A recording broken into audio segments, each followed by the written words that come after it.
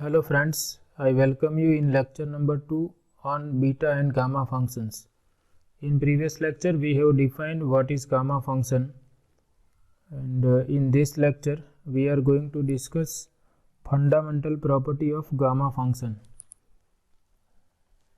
So if we want to find out gamma function of n plus 1, then gamma function of n plus 1 can be written as n times gamma function of n, where this n is any positive real number.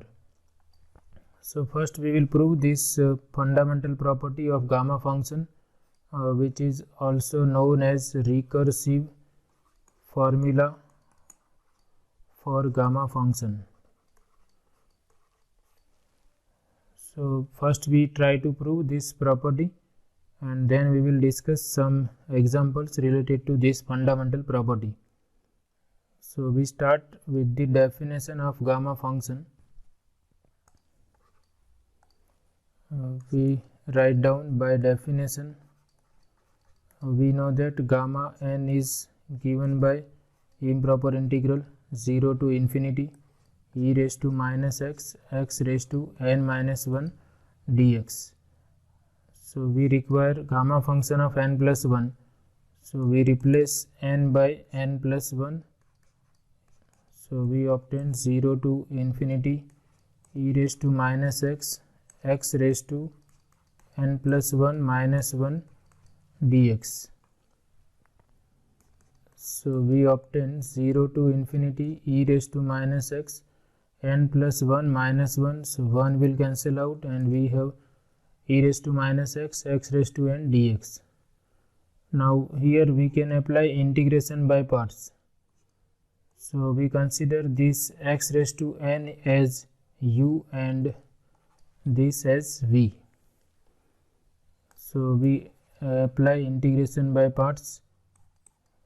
So as we know the formula for integration by parts, if we have product of two functions in the integration, then we have this formula u as it is integral of v minus derivative of u into integral of v and integral of this product. So here we consider u equal to x raised to n, v equal to e raised to minus x. So x raised to n as it is integral of e raised to minus x, which is minus e raised to minus x, and limits of x are from 0 to infinity, minus integral from 0 to infinity derivative of u, which is x raised to n. So it is n times x raised to n minus 1 into integral of e raised to minus x, which is minus e raised to minus x, and integral of this product. So now this is equal to,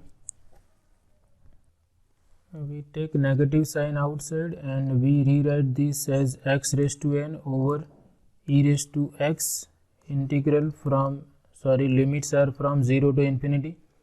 And here if we take this negative sign outside and this n is independent of x, so we can take that n outside integral, and here we have e raised to minus x raised to n minus 1 dx. So this we can now again rewrite as upper limit is infinity. That means we are interested in the value of this function as x tends to infinity. So we can write, for upper limit we can write as limit x tending to infinity x raised to n over e raised to x, minus lower limit is x equal to 0, so that will be 0, and plus n times, this is nothing but gamma function of n. By the definition of gamma function, we know that gamma n is given by 0 to infinity e raised to minus x raised to n minus 1 dx, and we know that this limit is always 0, so we obtain n gamma n. Okay, because limit of x raised to n over e raised to x is 0 as x tends to infinity. This limit is always 0 because this exponential function grows faster as compared to this polynomial function. So when this x raised to n is trying to approach infinity, this will approach to infinity more faster as compared to x raised to n. Therefore this is going to be 0. You can try this limit using L'Hospital rule for different values of n. So now we obtain that it is n times gamma n. So we have shown that gamma function of n plus 1 is nothing but n gamma n, where n is any positive real number. So this is very useful formula. Using this formula we can simplify many improper integrals. We can find out or we can evaluate many improper integrals using this recursive formula for gamma function. And we consider particular case. Suppose in that recursive formula, here we have proved that gamma n plus 1 is n into gamma n, where n is any positive real number.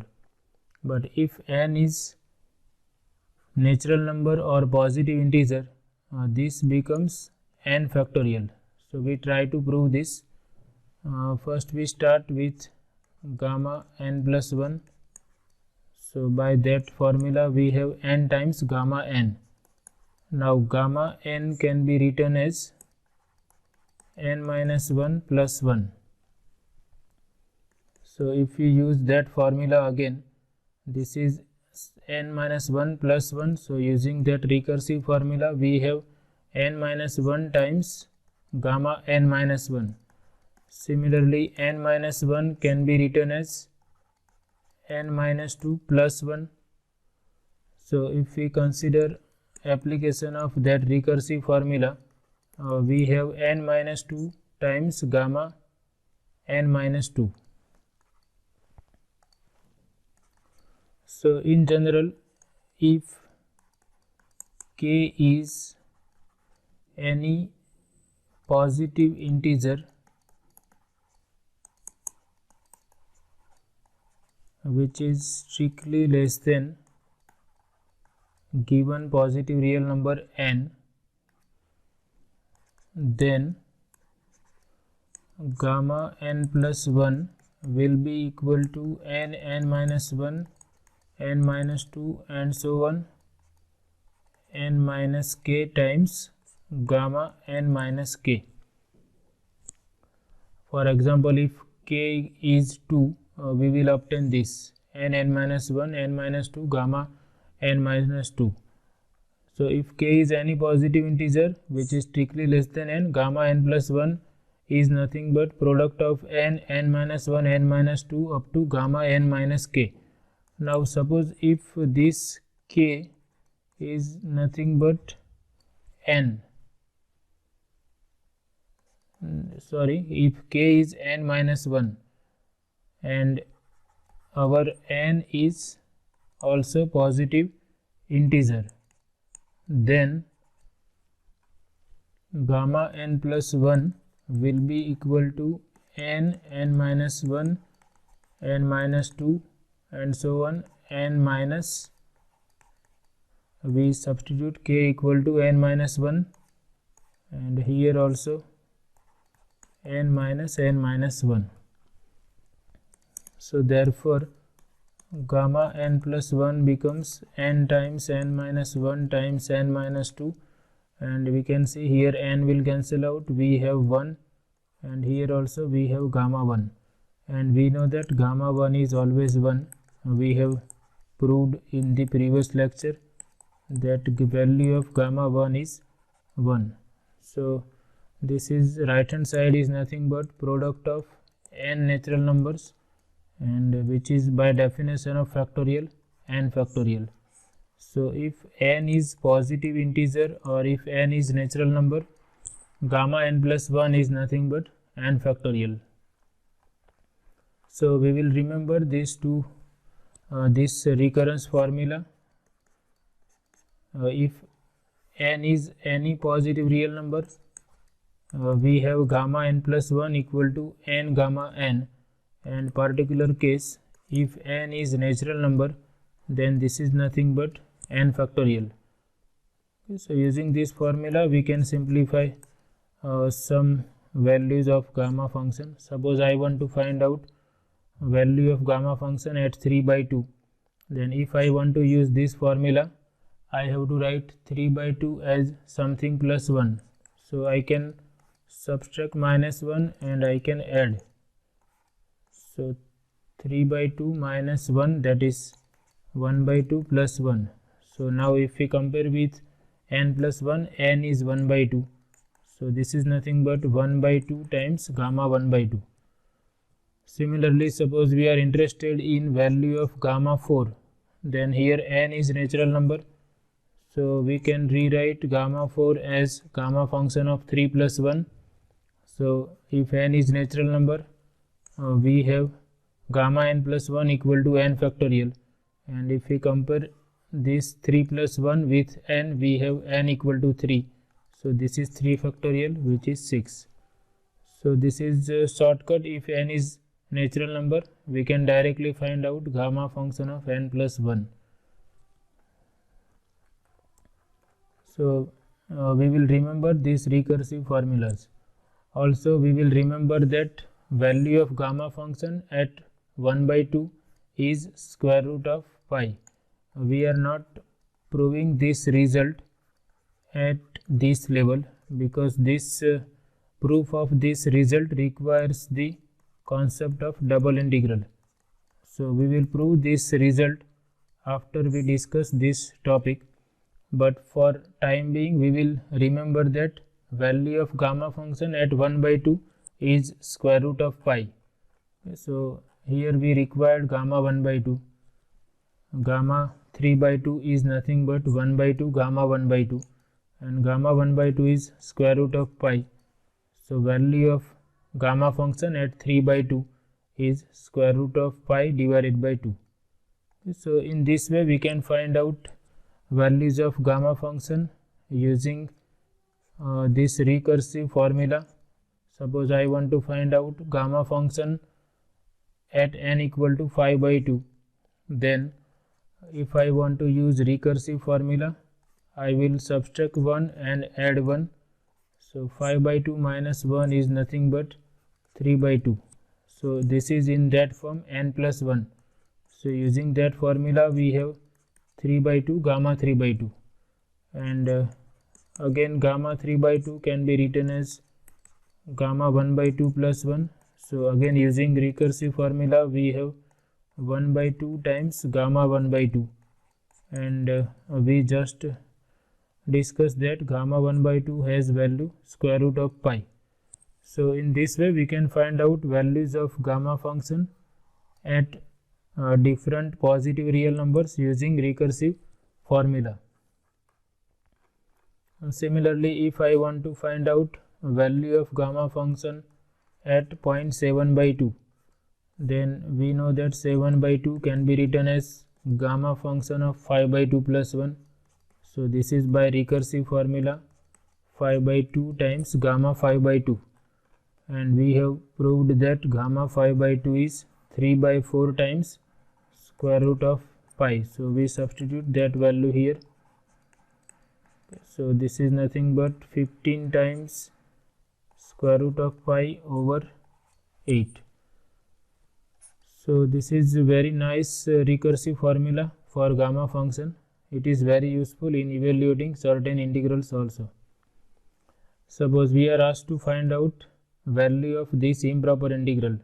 This is improper integral of type 1 because upper limit is infinite, and we know that there is no standard formula for integral of this type of function e raised to minus x square. So we don't have formula for antiderivative of this function, but we can evaluate value of this integral using gamma function. So if we want to use gamma function, we have to take the change of variables. So we know that gamma n is defined as 0 to infinity e raised to minus x, x raised to n minus 1 dx. So here we require e raised to minus x. here we have exponential function, but instead of x we have x square. So this suggests that we should change the variable in such a way that we obtain this type of term, e raised to minus x. So we consider x square equal to y. We change the independent variable from x to y. So then x will become y raised to 1 by 2, and we will require dx by dy also. So this is 1 by 2 y raised to 1 by 2 minus 1, that is minus 1 by 2. So we will replace dx by 1 by 2 minus y raised to minus 1 by 2 dy, and the limits of x are from 0 to infinity. So y is x square. So when x is 0, y is 0, and because y is x square, when x tending to infinity, y is tending to infinity. So limits of y remains as it is. So now we use all these things in this integral. So we convert our integral from variable x to variable y. Limits remains as it is. X square is replaced by y, and dx is nothing but 1/2 y raised to minus 1 by 2 dy.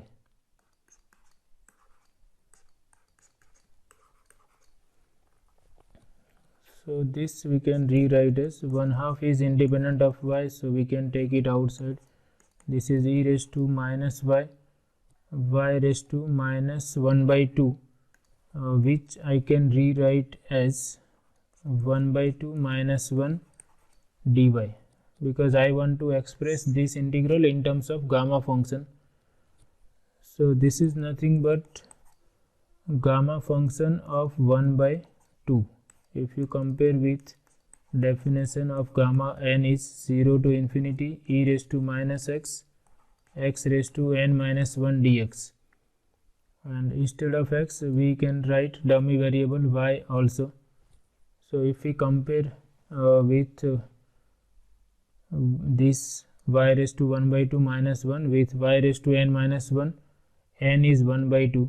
So this is gamma function at 1 by 2, and we just discussed that gamma 1 by 2 is square root of pi. Okay, so therefore we find that value of this improper integral is nothing but square root of pi over 2.